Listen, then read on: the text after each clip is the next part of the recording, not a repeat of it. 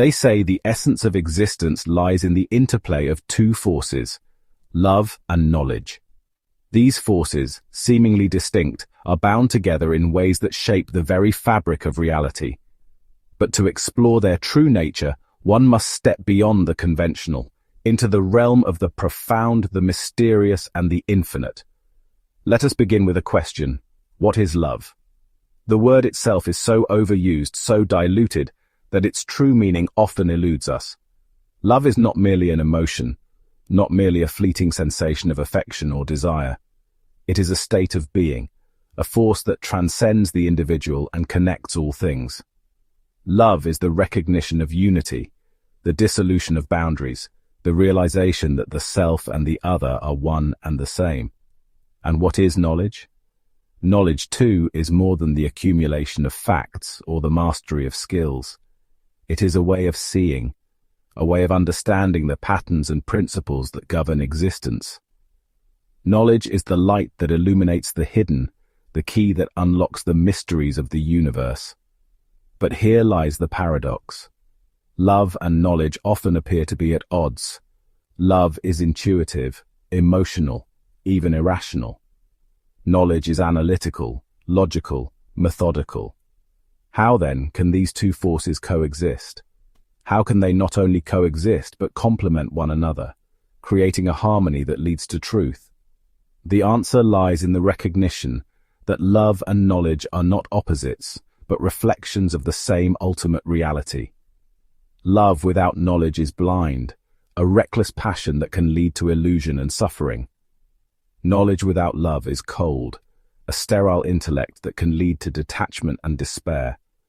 Together they form a path of integration, a way of knowing the world that is both rational and intuitive, both analytical and compassionate.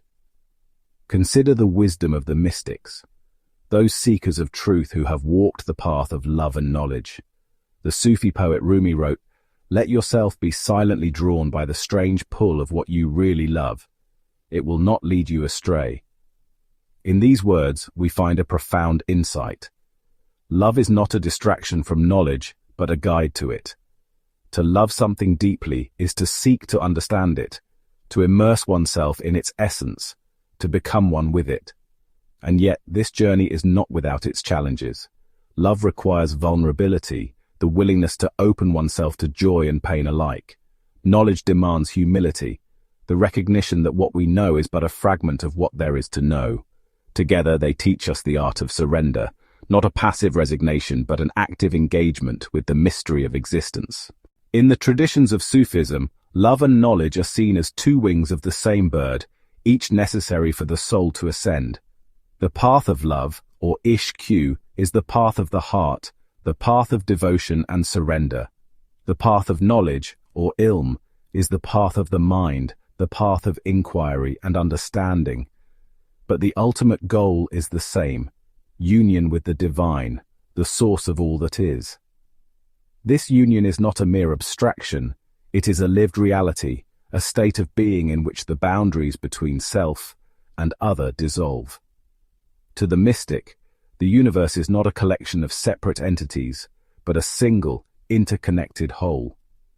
Love is the force that binds this whole together, while knowledge is the means by which we come to perceive it. But how do we apply this understanding to our own lives? How do we cultivate love and knowledge in a way that leads to wisdom? The answer lies in practice, in the deliberate cultivation of both the heart and the mind. To love is to pay attention, to care, to see the world with eyes of wonder and compassion. To know is to question, to seek, to engage with the world with a spirit of curiosity and openness. This practice is not easy. It requires discipline, patience, and a willingness to confront the unknown. But it is also deeply rewarding, for it leads to a state of harmony, a state in which the heart and the mind are no longer in conflict, but in communion. In the words of the philosopher Plotinus, knowledge has two forms. One is the knowledge of things as they appear, the other is the knowledge of things as they are. The first form of knowledge is the domain of the intellect, the realm of facts and figures, of logic and reason. The second form of knowledge is the domain of the soul, the realm of intuition and insight, of wisdom and understanding. To truly know something, we must engage with both forms of knowledge. We must see it not only as it appears, but as it truly is, in its essence, in its wholeness. And to do this, we must love it, for love is the force that opens the door to true understanding. This is the essence of the mystical path, the path of integration, the path of love and knowledge. It is a path that leads not to certainty, but to wonder, not to answers, but to questions, not to closure, but to openness. It is a path that requires courage, for it asks us to let go of our illusions, our preconceptions, our fears. But it is also a path that offers the greatest reward, the realization of our oneness with the infinite. Love is often dismissed as irrational, a distraction from the pursuit of truth. But to the mystic, love is the highest form of knowledge, for it is through love that we come to see the world as it truly is. Love dissolves the ego, the illusion of separateness, and reveals the interconnectedness of all things. To love deeply is to know deeply, for love is a way of seeing, a way of knowing that transcends the limitations of the intellect. It is through love that we come to understand the essence of things, their inner truth, their divine nature. The philosopher Baruch Spinoza wrote, "The more we understand particular things, the more we understand God." For Spinoza, to love the world is to know it, and to know the world is to love it. This is not a sentimental love, but an intellectual love, a love that arises from understanding, from seeing the world in its wholeness and beauty. In the Sufi tradition, love is seen as the ultimate path to God. The poet Hafiz wrote, "Even after all this time, the sun never says to the earth, 'You owe me.'" Look what happens with a love like that. It lights the whole sky. This is the love that seeks nothing in return, the love that is its own reward, the love that is the essence of the divine. Knowledge, too, is an act of love, for to seek knowledge is to seek to understand, to care, to engage with the world in a spirit of curiosity and wonder. To know something deeply is to love it, for knowledge is not a mere accumulation of facts, but a way of being, a way of relating to the world. This is the wisdom of the mystics, the wisdom that sees love and knowledge not as opposites but as partners, as two sides of the same coin. It is a wisdom that calls us to live not in fear but in love, not in ignorance but in understanding, not in separation but in unity. As we reach the end of this exploration, let us pause and reflect on the journey we have undertaken, a journey through the labyrinth of love and knowledge, through the mysteries of existence, through the depths of the heart and the heights of the mind. What have we discovered? Perhaps not answers, but something far more valuable, a sense of wonder, a renewed curiosity, and an awareness of the infinite connections that bind us to the world and to each other. Love and knowledge are not mere concepts or abstract ideals. They are living forces, present in every breath, every thought, every moment.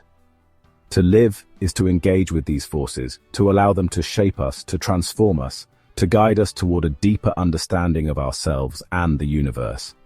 But this understanding is not the end of the journey. It is only the beginning. For love and knowledge are infinite, and to walk their path is to embrace the infinite, to surrender to the mystery, to become a seeker, not of certainty, but of truth. In the words of the mystic poet Rabia al-Adawiya, "I carry a torch in one hand and a bucket of water in the other.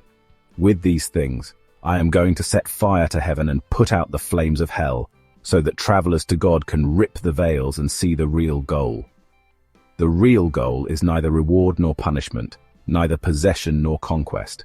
It is union, a union with the infinite, a union with the divine, a union with the love and knowledge that permeate all existence.